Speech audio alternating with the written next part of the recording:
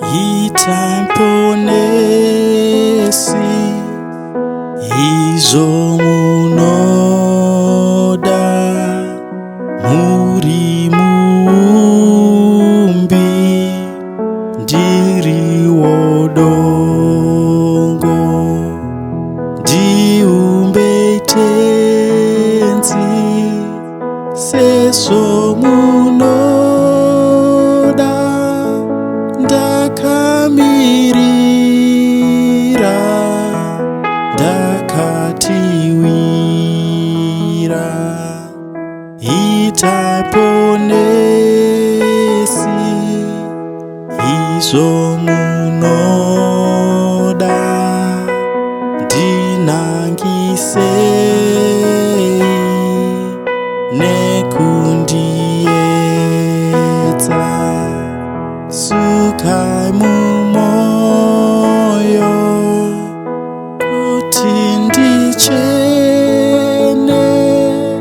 ndizofanira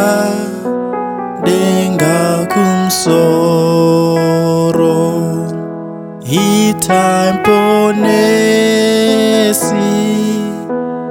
izomunoda ndakakuwadzwa ngandirapiwe simba ngerenyu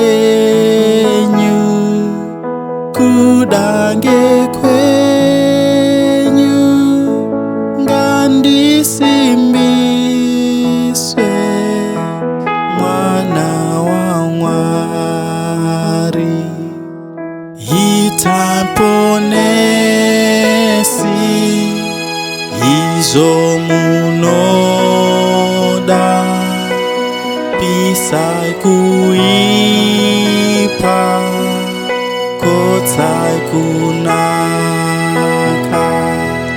nditungamire